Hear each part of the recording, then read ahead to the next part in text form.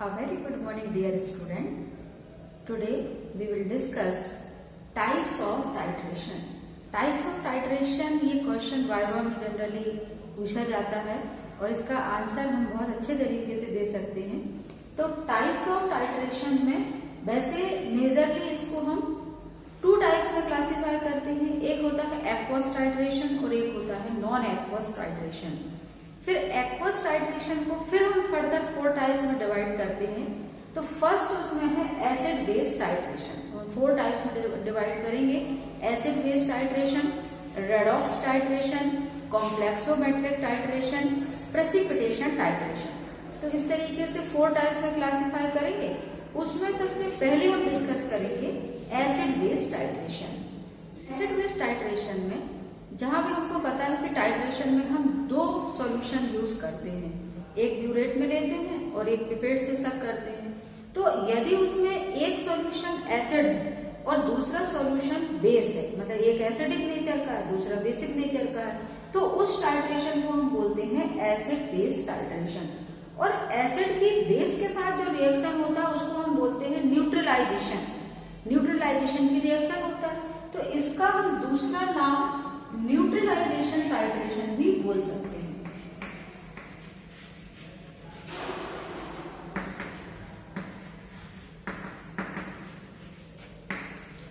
Neutralisation titration.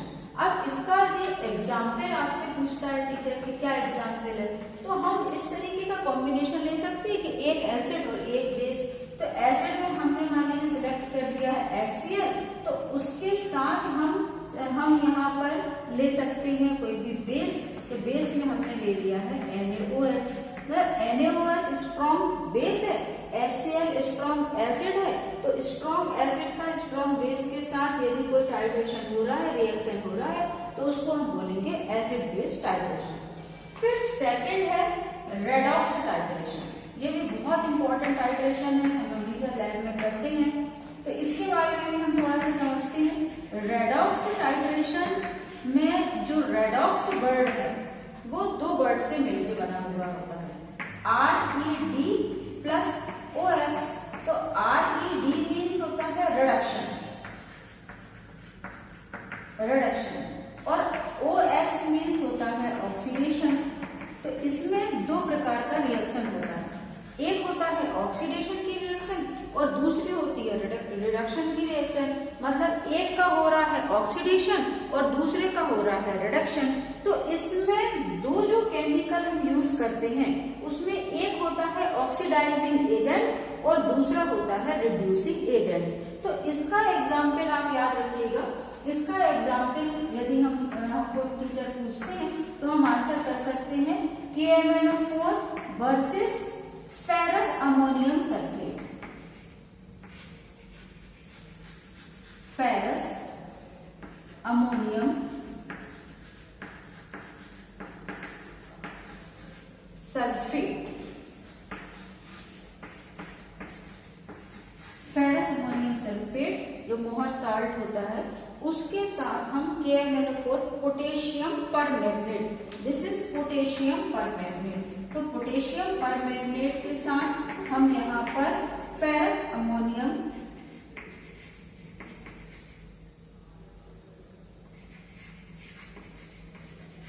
के साथ हम इसको रिएक्शन कर सकते हैं। तो फेरस अमोनियम सल्फेट को हम शॉर्ट में FAS भी बोलते हैं। अब इसमें रिएक्शन क्या होता है कि जो KMnO4 है it is act as a oxidising agent. It is act as a oxidising agent. और जो फेरस अमोनियम सल्फेट होता है it is act as a reducing agent. Oxidising agent का काम क्या करता है कि ये हमारे जो भी ऑक्सीडाइजिंग एजेंट जो होते हैं ये अपने अपोजिट में जो भी रिएक्टेंट काम कर रहा है उसको वो ऑक्सीडाइज करता है। ऑक्सीडाइजिंग एजेंट क्या करता है? ऑक्सीडाइजिंग एजेंट का काम क्या होता है? It oxidise other substance and get reduce itself. खुद रिड्यूस हो जाता है और दूसरे को ऑक्सीडाइज कर देता है। तो यहाँ पर KMnO4 ऑक्सीडाइजिंग एजेंट है जो फेरस अमोनियम सल्फेट को फेरिक सल्फेट में कन्वर्ट करता है। फेरस को फेरिक में कन्वर्ट करता है, फेरिक में ऑक्सीडाइज कर देता है। तो इसका हो जा रहा है यहाँ पर ऑक्सीडेशन और KMnO4 का हो जाएगा रिडक्शन। हमेशा ध्यान रखना ऑक्सीडाइजिंग एजेंट का क्या होता है, यहाँ पर रिडक्शन होता है। थोड़ा सा कंफ्यूजन होता है इसमें, पर हम अच्छे से इसको कॉन्सेप्ट को समझ लेंगे। तो ऑक्सीडाइजिंग एजेंट क्या कर रहा है, इसको ऑक्सीडाइज कर रहा है, तो खुद क्या होगा, रिड्यूस हो जाएगा। तो KMnO4 जो है ये यहाँ पर क्या है, ऑक्सीडाइजिंग एजेंट, तो इसका क्या हो जाएगा, रिडक्शन हो जाएगा। और बिल्कुल इसके अपोजिट में चलते हैं तो फेरस अमोनियम सल्फेट कैसा है, रिड्यूसिंग एजेंट है। रिड्यूसिंग एजेंट है मतलब ये किसी और को रिड्यूस करेगा, मतलब खुद क्या हो जाएगा, ऑक्सीडाइज हो जाएगा। तो इसका जो एग्जाम्पल है KMnO4 और फेरस अमोनियम सल्फेट, ये हमारे रेडॉक्स टाइट्रेशन का एग्जाम्पल है। फिर रेडॉक्स में भी फिर बाद में जब नॉन एक्वस टाइट्रेशन पे बात करते हैं ना, तो उसमें फिर अलग से 2 टाइप्स में उसको क्लासिफाई किया जाता है, आयोडोमेट्रिक एंड आयोडीमेट्रिक। इसका भी एक अलग से वीडियो में बनाऊंगी, तो अलग से उसको समझा दूंगी। और टाइट्रेशन से रिलेटेड और भी सारे क्वेश्चंस के लिए पहले भी मैं 2 वीडियो बना चुकी हूँ, आप जरूर उनको देखिएगा, मैं उनकी लिंक आपको डिस्क्रिप्शन बॉक्स में डाल दूंगी। तो ये हो गया हमारा रेडॉक्स टाइट्रेशन। इसके बाद थर्ड है complexometric titration. Third is complexometric titration.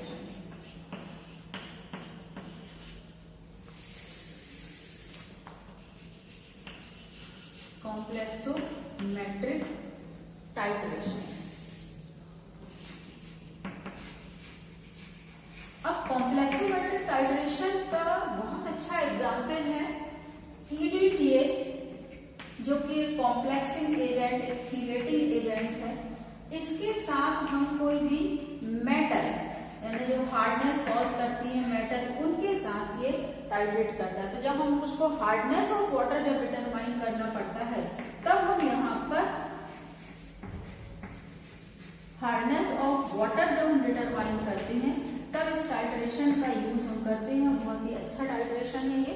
तो इसमें हम EDTA एक्चुअल में क्या है, इट इज कॉम्प्लेक्सिंग एजेंट,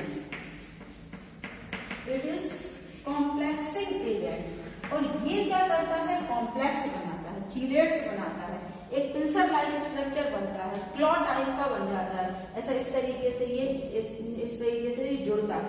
तो ये क्या करता है कि जो EDTA जो होता है, इसका फुल फॉर्म जो है वो है ethylene diamine tetra acetic acid, tetra acetic acid. अब ये वैसे होता है वाटर इंसॉल्युबल, कंप्लीटली मतलब वाटर इंसॉल्युबल होता, बट इसको सॉल्युबलाइज करने के लिए, सॉल्यूशन बनाने के लिए हम इसका यूज करते हैं डाइसोडियम सॉल्ट। तो जो टाइट्रेशन में यूज होता है उसमें भी टीचर आपसे बात करता है कि भाई ये सॉल्युबलाइज है कि इनसॉल्युबल है, तो अब पता नहीं होता।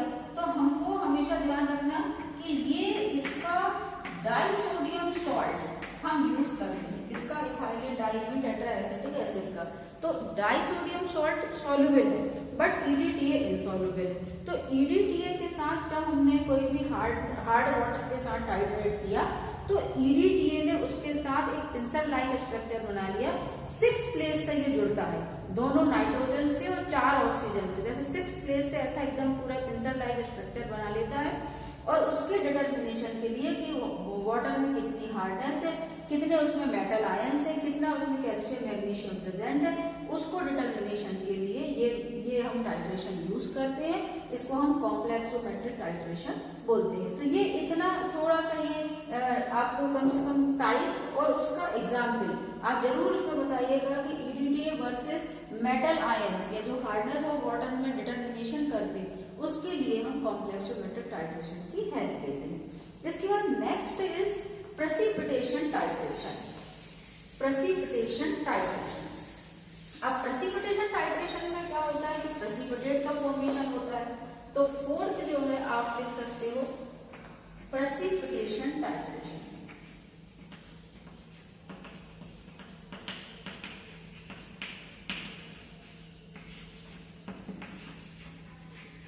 अब प्रेसिपिटेशन टाइट्रेशन का एग्जाम्पल, पहले तो सबके एग्जाम्पल सभी को पता होना चाहिए, एग्जाम्पल के साथ आप आंसर को देंगे तो बहुत अच्छा लगता है। AgNO3 वर्सेस NaCl, ये प्रेसिपिटेशन टाइट्रेशन है। होता ये है कि जब ये रिएक्शन होता है इसमें, तो यहाँ यहाँ पर AgCl का प्रेसिपिटेट बनता है। तो जिस टाइट्रेशन में प्रेसिपिटेट बने उसको हमने नाम क्या दे दिया है, प्रेसिपिटेशन टाइट्रेशन। तो इसमें AgCl का प्रेसिपिटेट बनता है, इसको हम अर्जेंटोमेट्रिक टाइट्रेशन भी बोलते हैं। इसका एक दूसरा नाम है अर्जेंटोमेट्रिक टाइट्रेशन।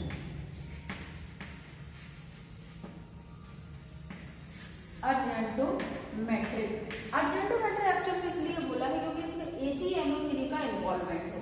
अगर AgNO3 का प्रेसिपिटेशन कई तरीके से हो सकते हैं, पर यदि AgNO3 का इन्वॉल्वमेंट है तो इसको हम बोलेंगे अर्जेंटोमेट्रिक टाइट्रेशन। तो इस तरीके से यहाँ पर 4 टाइप्स में है। इसके अलावा फिर इसमें कई और भी, जैसे रेडॉक्स को फिर से जो है 2 टाइप्स में क्लासिफाई किया है, आयोडोमेट्रिक एंड आयोडीमेट्रिक। तो वो एक अलग चीज है, उसका हम अलग वीडियो बना लेंगे। और इसके अलावा सिंगल टाइट्रेशन भी होता है, डबल टाइट्रेशन होता है। यदि टाइट्रेशन एक ही स्टेप में चले, मतलब एक ही बार टाइट्रेशन करे तो उसको बोल देते सिंगल टाइट्रेशन। और यदि उसमें कोई इंटरमीडिएट सॉल्यूशन मिला करके 2 स्टेप में हम काम कर रहे हैं तो उसको हम बोल देते हैं डबल टाइट्रेशन। तो 2 स्टेप में हो तो डबल टाइट्रेशन, और यदि एक ही स्टेप में उसका पूरा डिटर्मिनेशन हो जाता है तो उसको हम बोलते हैं सिंगल टाइट्रेशन। तो ऐसे कई सारे और भी डाउट्स हैं जिनको कि मैं टाइमली आपको सारे क्वेश्चंस जो है उसको बताती रहूंगी। आई होप आपको ये सारे कॉन्सेप्ट क्लियर हुए होंगे। यदि कोई डाउट है तो आप उसे कमेंट सेक्शन पे लिख सकते हैं, मैं जरूर आपके डाउट्स को क्लियर करूंगी। Thanks for watching and take care.